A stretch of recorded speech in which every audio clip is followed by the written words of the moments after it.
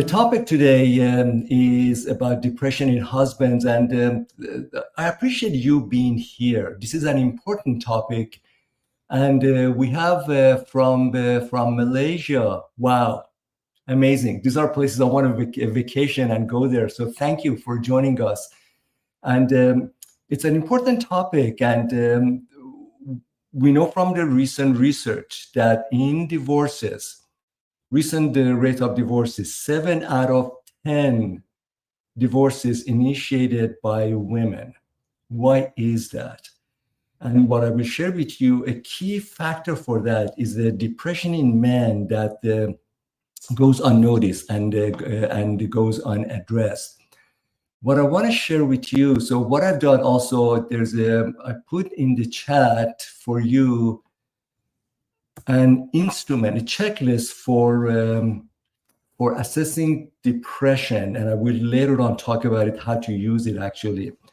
But for time being, let's see. So you get that. One more topic. We will spend about 30 minutes together, and I will stay longer if there are questions. People want to ask further questions, detailed questions, or if there are questions you want to reach out to me directly, you have my contact information, please do so.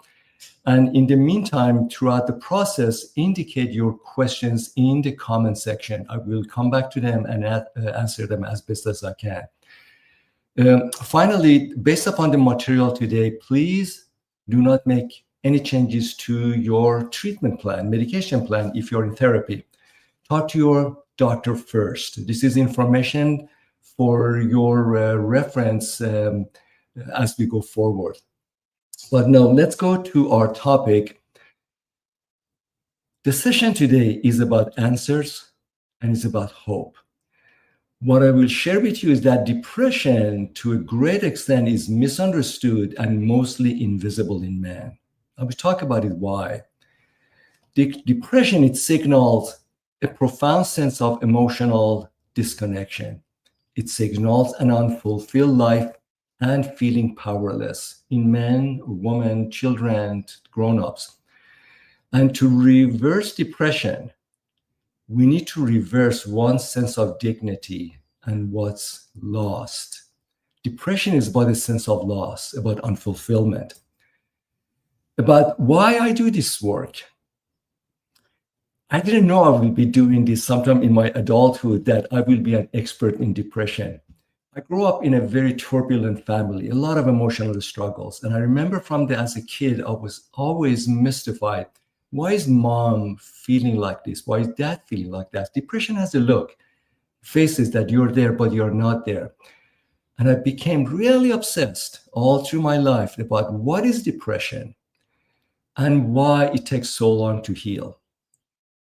For those on the call or people who are listening to this after this, you know the fact that for depression, through healing our depression, you may end up going to therapy for a long time, months or years.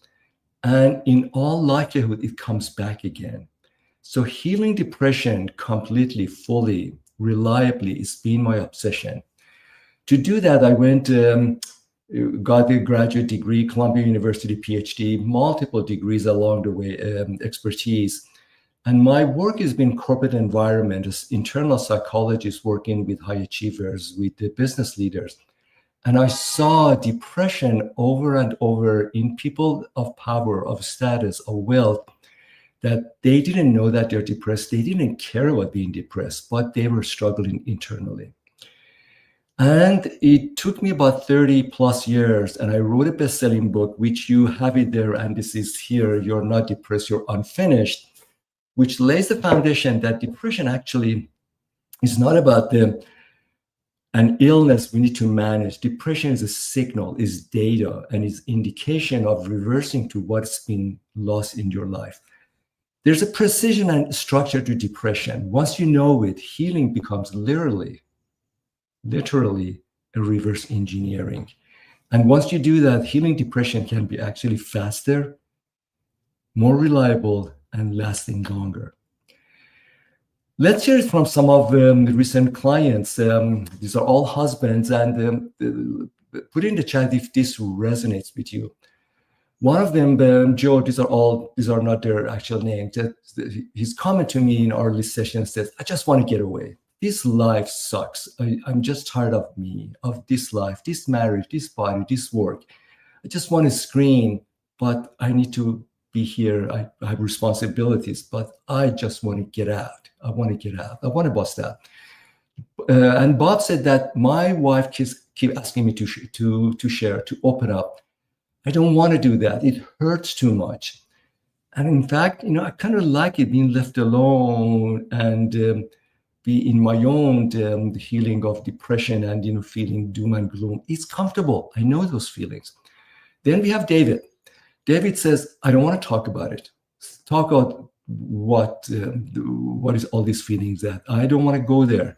It just makes me feel bad about myself. These are very common feelings of men in depression. There's a statement by one of the leading experts, medical health experts in our field, Dr. Gabor Mate, and it says depression isn't a flaw or chemical imbalance. When we're depressed, there's nothing wrong with our brain or chemical imbalance. Those happen as a consequence. Depression is not a cause. Depression is not a cause. When we are depressed, we're searching. And depression is an emotional wound that for a deeply felt need for something that is missing in our lives. So I will talk in few slides about what is it we are seeking. There is a structure, there's a rationale to why we feel depressed. Depression has a clinical foundation coming from American Psychiatric Association, which sets the bar globally. What they describe depression is a prolonged sense of sadness and hopelessness, and it indicates also having a sense of pain, physical pain, digestive, cardiovascular, and symptoms, and you know them, depressed mood, the lower energy, excitement, pleasure, and weight changes, fatigue, and can be suicidal thoughts, that, hey, I'm done, life sucks, I can't go on anymore. And if depression not addressed, it can becomes a personality trait, becomes major depressive disorder, which at that point you definitely need the medication or some sort of chemical support, and could lead also to various bipolar, and bipolar has multiple dimensions to that, multiple degrees to that. They can lead to variation in depression. So this is a clinical version of depression. What I share with you, and here's the fact, many men, when I share this clinical depression, they do not relate to these signals. They don't get it. It says, hey, that's not me. One way to do that, there's an instrument, you can get it online. It's called PHQ-9, Patient Health Questionnaire. 9 questions. And it's available online for free. And you can take it, and psychiatrists, psychologists, they use that to assess depression. Once we do that, you can see if those relate to you, and you can self-assess your own depression. But let me just get my screen established. But what is depression? Let me propose what my research across decades showed. That depression is adaptive response. Depression is a basic defense mechanism, prolonged, established, sophisticated defense mechanism. The opposite of depression is not happiness, is fulfillment. If there's one thing to remember, one thing from today's session, is depression is about seeking, going back to feeling fulfilled. It's not about happiness. And when we are depressed, also indicates diminished sense of power, that we can do things in our life. There's something feels that I'm stuck and I don't know how to make a change.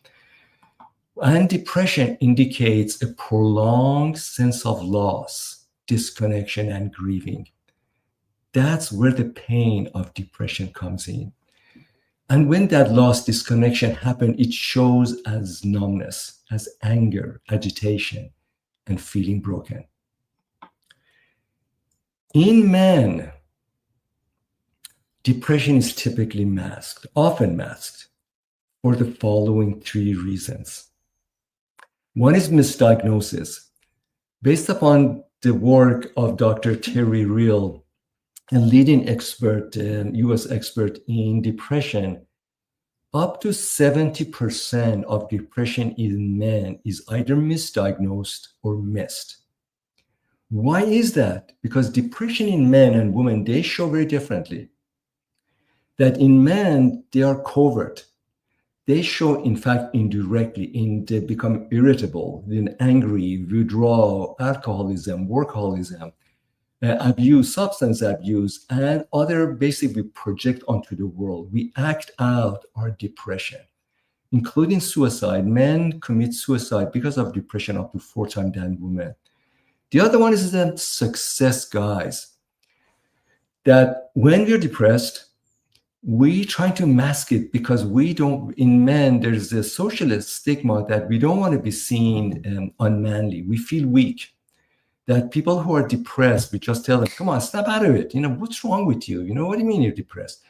Men feel ashamed, feel awkward to admit they are depressed because that signals weakness.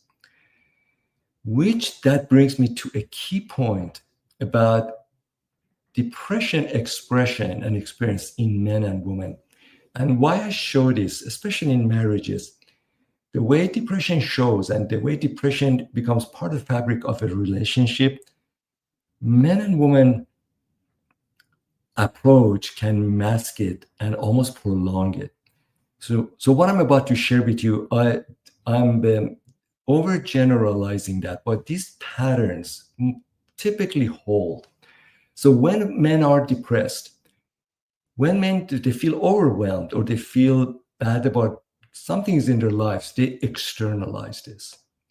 What that means, so when they come to me for treatment, the way it happens, and almost I expect it, is start with the complaints about the work, about the manager, my job, my pay, the car I have, the house I have.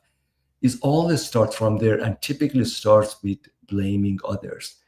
This person, that person, my parents, my wife, and so on. And they project, and gradually it comes back to themselves. The terms that men use is, I have troubles, I have difficulty, there are a lot of things going in my life. And they use the psychological defense mechanism of fight or flight. Either I want to go fight and push back and struggle, or just, I'm out of here. I'm going to quit this job. I'm going to quit this relationship. And what they end up doing as a way to survive is disconnect from friends, from their emotions, their bodies, and distract themselves. This is about when in a couple of slides that we talk about distraction, is about this substitution for their pain. Women typically is the other way around. They internalize when something's not going right. The first thing they go is that, is it me? Could I have done something different? Could I have been better? Could I make a difference? And they try to be a sense of a care, bring care, loving, and sense of energy to the relationship to make a difference. They're trying to justify things. Then maybe if I did this, maybe if I did that, maybe if I asked him this, it would make a difference. When women are overwhelmed, they report to be in pain. I'm struggling. This hurts. And they may resort when their spouse is struggling. They may, for a long time, to appease, accommodate, and please. And they deprive their own emotions, and they may deny their own feelings. So what happens, that's why divorce is typically 7 out of 10 initiated by women.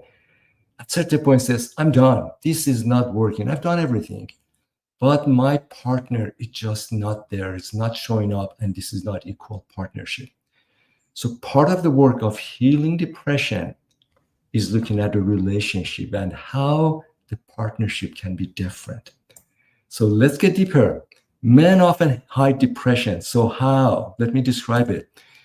When a man feels depressed, think about your spouse, your partner, your boss, somebody in your life. When they feel depressed, a deep feeling that men do not want to face, do not want to talk about, do not want to feel, do not want to admit it, they feel inadequate. They feel shamed. There's something wrong with me. This is a very powerful feeling. Men don't want to talk about depression because they feel bad about themselves. That in turn become resenting that. They're angry that they numb themselves. And then they will have grandiose thoughts. I'm going to do X, Y, and Z as a way to solve a problem, get better, have more money, have a better job, better house, but they don't have any plan for that. And that's where the health complication come in. So that's how depression in men feels like. And when depression stays there and is not addressed, this is what a depressed man might do. They escape, work long hours. They put a lot of time on sports or watching sports, scrolling, porn, and so on. Substance abuse is big. Risky behaviors, adultery, and so on. And controlling or gambling in that part, the controlling becomes very rigid. Slap at people around them and outburst. This is how it shows that. And when a man like that goes to therapy, those symptoms could be seen for different behaviors about anxiety, is about alcoholism, about man behaving badly. Underneath of that is depression. So what helps? What helps, my friend? There's a way of partnership that makes a difference. The very first one is partner as a loving drill sergeant. So this is not a clinical term, and I couldn't come up with a better term, but hear me out what I mean here. We have my family, we have a dear friend who is world-renowned marathon runner, long-distance ultra marathon runner. He runs like 150 miles non-stop, all through the day, 36 hours, all through the night. He has books, and his name is Dean Karnassus. He wrote an endorsement for my book. Amazing, inspiring individual. He has a story. About 10 years ago, he was doing a midnight run about 2 o'clock in the morning, somewhere in the Northern California Sierra. And a car behind him, his wife and the driver, a friend, because they had the fuel, water, Band-Aid, and so on. And they were going there 2 o'clock in the morning. He got to the point, he just felt, I can't go on anymore. I'm tired. I'm bruised. I'm exhausted. Why am I doing this? It hurts. And he felt that he just got to the point, said, okay, I'm going to try it another time. Called his wife, and his friend says, guys, I'm done. Let's go home. I cannot do it anymore. His wife said that, hey, Dean, I'm going to run with you. This story still gets me. She got off the car, his wife. For 1 mile, she ran with him silently, side by side, for 1 mile. She's not a runner. After that, Dean said, I changed. I found my why, my energy, my hope. My body was rejuvenated. His wife went to the car, but Dean felt that I can do this, and he finished the race. When men are struggling, and this can also apply to women, what they need, a loving partner to be there for them in the moment of their vulnerability, struggle, when they feel bad about themselves, when they feel have nobody because they feel isolated. What helps is a caring and candid talk. This is going to, I'm channeling Brené Brown, that it comes with a lot of love, but a lot of candidness. Hey, buddy, dear husband, dear partner, this is not working. I'm here for you. What can we do? The work is about restoration routines. In 2 slides, I was talking about what is restoration. With men, is doing over talking.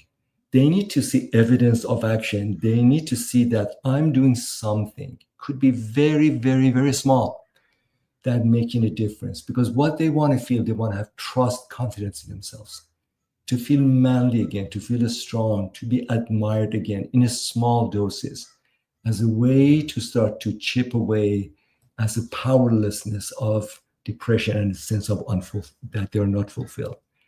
So let's go about how do you get fulfillment. This is big, my friend. This is my more than 30 years of research. Fulfillment has a structure. There's a precision. What my work showed, and you see behind me that there's a banner poster and in my book, and if you go on my website, there's so much resources that we humans, that from cradle to grave, there are 7 emotional needs. We are wired to experience, to live and fulfill them in our lives. Those are: I belong. You can see the definitions. I am boundless. I am complete. I matter. I make. I am, and I soar. We deserve and we are wired to experience them. When we are depressed, usually between 2 to 3 of them have been amiss. Either we didn't experience them, there's a gap, literally a gap, unfulfillment going on for so long in our lives, and we don't know it. Once we do that, we start to feel the gap that we have. What you will see, depression morphs. Your energy is no longer about helplessness, sense of doom and gloom. You become very focused. In fact, one of my clients, when he did this work, after a few weeks, he wrote and says, Artashi, I'm no longer depressed. I'm pissed. I don't want to waste time anymore. So let's put it to test. Let's go back to our friend Dave. You remember Dave said, no, I don't want to talk about it. For what? Talking does not help, just makes me feel sad and bad about myself. I just want to be left alone. When we did this work, what it shows, Dave had 3 core areas that they were a struggle for him, and he didn't know it.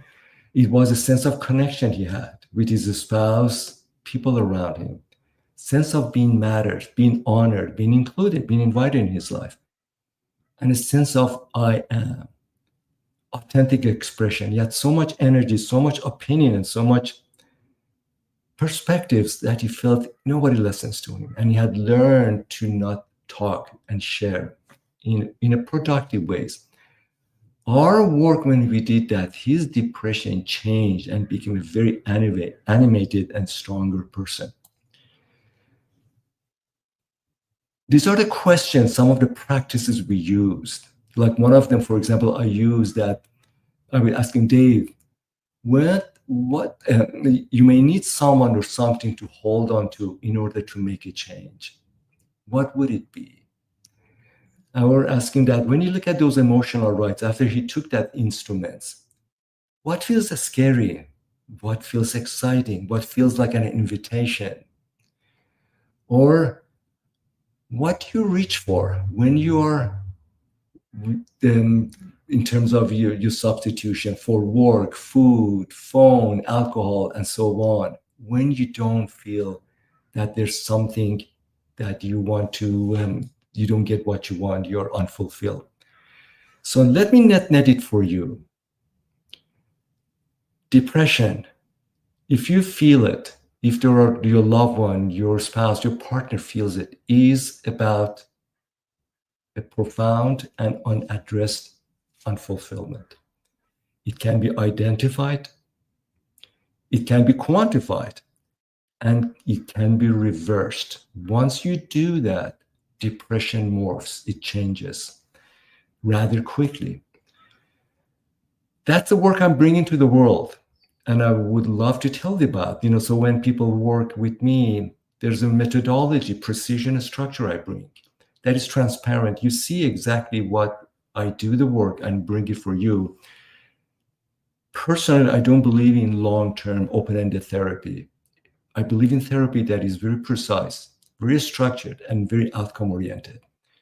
I believe in helping clients, and I have a lot of data. People say that in 5 sessions, people may need more than 5 sessions, but in 5 sessions, they get visible results, starting with the very first session. And what's important, you feel invigorated, you feel hopeful. Hopeful matters to me. When you're depressed, hope matters. And you feel more self-confident. And if this makes sense, if this you get intrigued, interested, reach out to me. You have my contact information for free complimentary call. So let me put the instrument again in the chat. So feel free to use this. This instrument, I use that with all my clients. It's pretty straightforward. And describe what those emotional rights are, and helps you to get answers that matters to you. So I would love to hear your comments, questions. What interested you? Anything that you want to talk about?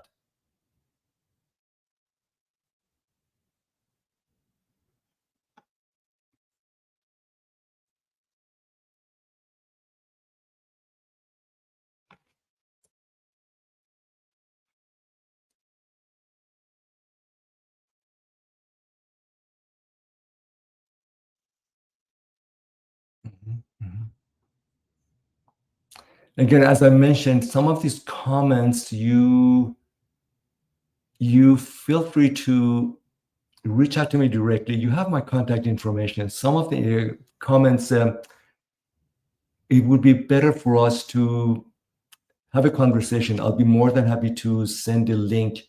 We are connected on LinkedIn, to send an answer to some of the questions. They are private and personal. I'd be more than happy to do that. Anything about what you heard so far that I can answer, that you can comment or ask a direct question?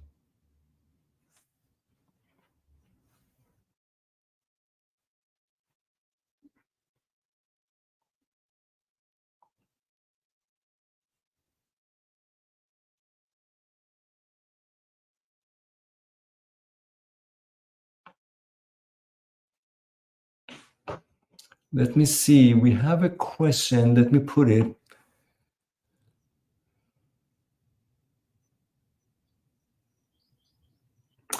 This is a very, very good question. What does a wife do when the husband blames them for their depression? Yes, that's true. Happens many times.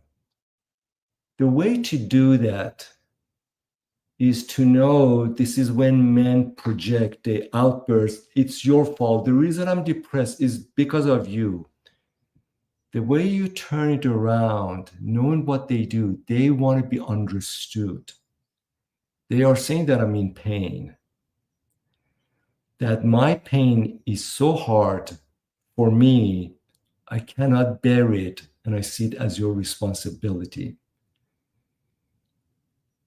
A way to answer that, a way to bring that calms down, lower the temperature, and have a more fulfilling conversation is about having a conversation about, dear husband, let's say his name is Joe, what would help right now?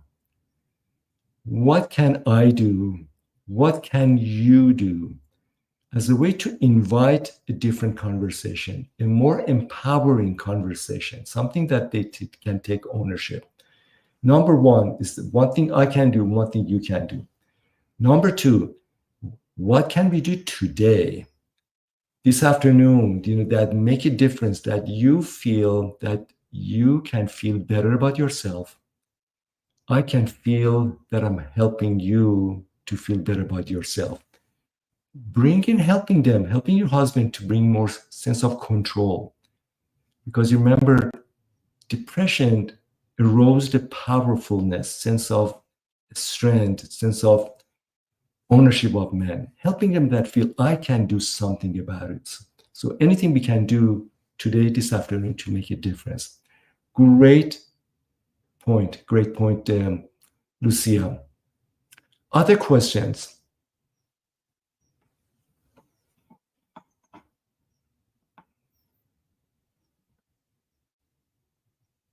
Okay.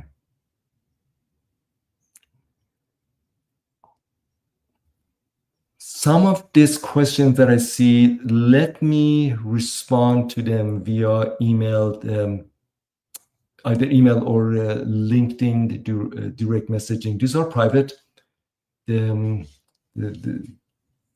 I want to ask you a few more detailed questions before I can answer that. These are great questions.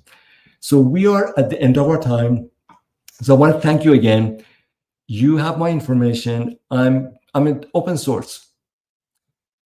Ask me questions, share this information with people in your network. And in 2 weeks, I will be doing the session follow-up. These are series. The next one will be about a depressed wife or a depressed woman. That depression in men and women look very different. They are supported differently. Let's see. Here's and we will focus on that one. Here's a great question.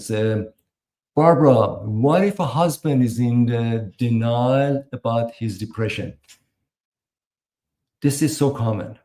That's why depression in men gets undiagnosed and untreated. And we know from additional research that, in fact, this question is significant. Thank you, Barbara, asking that.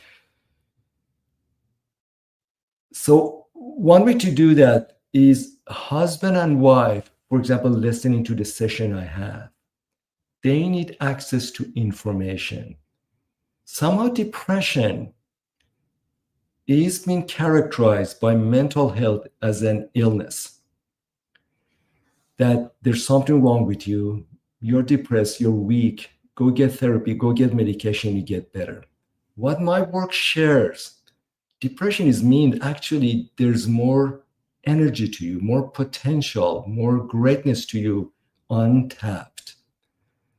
We need to change the narrative of depression is about something wrong, that there's something right with you you're not using. Like a marathon runner who just doesn't run. So is the nature of information that is prohibitive and discourages men. The way to do that is they need access to information. They need to access to data. If Barbara, whether it's your husband or other people you have in mind, share them this recording that I have.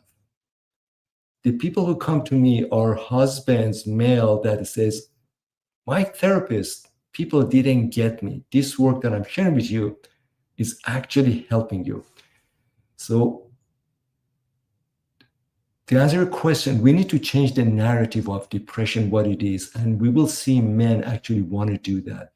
Because by doing so, they will feel better, stronger, and more successful, better relationships. So feel free to share this link, this recording to the man you have in mind. And there's lots of resources downloadable from my website. By all means, do that. I'll be more than happy to have a follow-up conversation with you if that helps. The other questions, I'm going to wait another minute or two to see if the other things coming up. And there are a number of questions. Don't worry, I will follow up with you with direct messages through LinkedIn. Any other questions?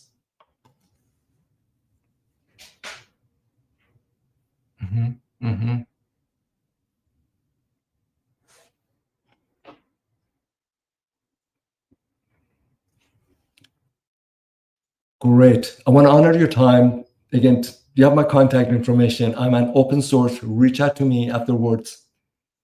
Best of everything to you. Hope this was helpful. Let me know your thoughts, your reactions, and wish you the best. I will see you on our next session, which is focused on women and spouses. Take care, my friends. Be well.